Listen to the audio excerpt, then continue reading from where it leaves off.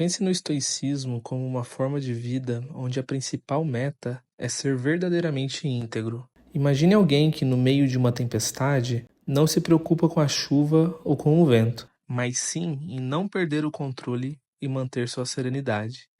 Esse é o ponto central do estoicismo. Para quem segue essa filosofia, o verdadeiro desafio não é enfrentar a dor, a morte ou a pobreza. O verdadeiro desafio é não deixar que essas dificuldades façam você esquecer sua responsabilidade moral. A maior preocupação é não decepcionar a si mesmo e ser o melhor que você pode ser. O medo real é não ser uma pessoa completa e honesta, não o que o mundo lhe reserva. Marco Aurélio foi um dos grandes mestres do estoicismo, e seu livro Meditações é uma verdadeira joia desse pensamento. Falar sobre ser um grande homem pode parecer vago, mas poucos na história merecem tanto esse título quanto ele. Este não é um vídeo de autoajuda, prometo, mas a filosofia de Marco Aurélio tem algo poderoso a oferecer para os desafios da vida moderna. Vamos explorar juntos por que essa filosofia preenche tantas lacunas sobre o sofrimento humano. Marco Aurélio, que reinou de 161 a 180 d.C., foi o último dos 5 grandes imperadores de Roma e governou durante a Pax Romana, o período de paz romana que ele ajudou a consolidar. Sua morte marcou o fim dessa era de estabilidade. Como imperador, Marco Aurélio estava no topo do mundo, detendo um poder absoluto. Na visão dos romanos, ele era o soberano de tudo o que conheciam, pois seu império era praticamente tudo o que existia para eles. Com esse poder imenso, ele tinha acesso a qualquer coisa que desejasse. Era comum que imperadores romanos se entregassem ao hedonismo, desfrutando de riqueza, prazer e excessos sem limites. O padrão já estava definido. Eles se entregavam a todas as indulgências possíveis, sem se preocupar com regras ou ética.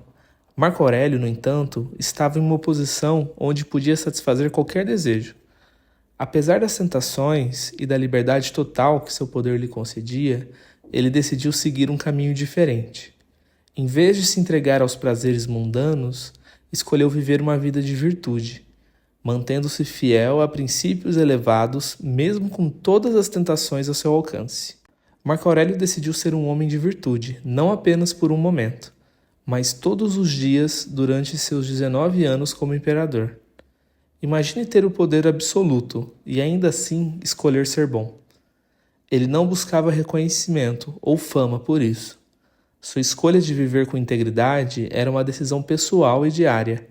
Pense em estar em uma posição onde qualquer desejo poderia ser atendido, mas ainda assim optar por fazer o certo. Isso não é apenas impressionante, é uma verdadeira prova de caráter. Agora, imagine estar nessa posição por quase 2 décadas. Você conseguiria resistir às tentações constantemente, sabendo que não haveria consequências para seus atos? O que faria você se manter firme? Marco Aurélio nos mostra que, mesmo quando ninguém estava observando, ele continuava firme em seus princípios, revelando que sua virtude era genuína.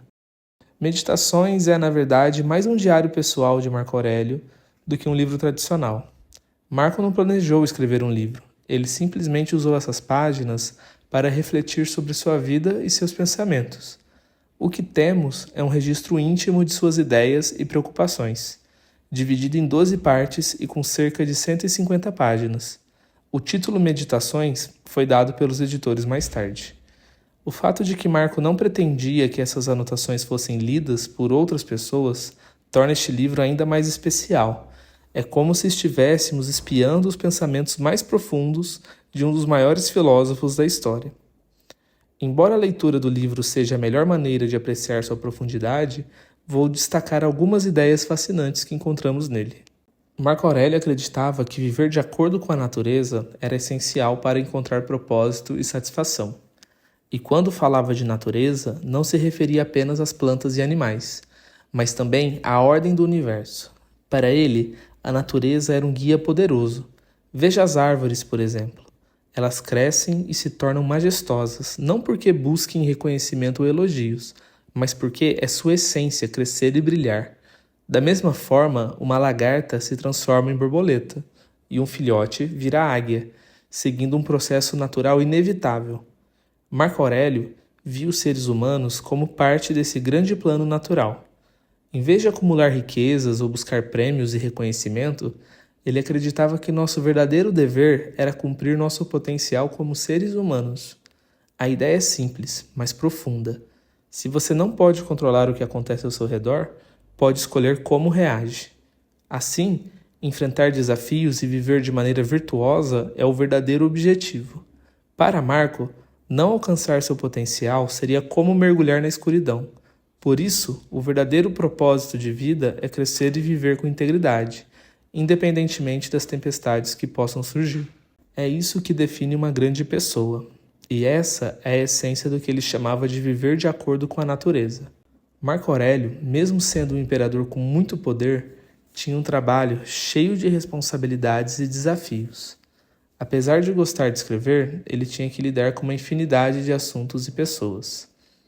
Marco acreditava que pessoas ruins fazem parte do mundo, e tentar eliminar essas pessoas seria tão inútil quanto pedir a uma videira que cresça sem espinhos. Ele entendia que não há como evitar encontrar pessoas que agem de forma negativa. Para Marco, a maioria das pessoas não faz o mal por querer, mas por falta de conhecimento. E mesmo que você tente ensinar essas pessoas, às vezes não é possível. Então, em vez de se desesperar ou se frustrar, ele sugeria olhar para dentro de si mesmo. Marco se lembrava: você também tem suas falhas. Quem é você para julgar os outros? Talvez você também tenha suas próprias limitações. E em outras situações, possa ser você quem não entende. Ele aconselhava a si mesmo a não ser rápido em julgar. O ladrão que rouba para alimentar sua família pode não estar errado em sua própria perspectiva. Muitas vezes você não vai entender as razões dos outros.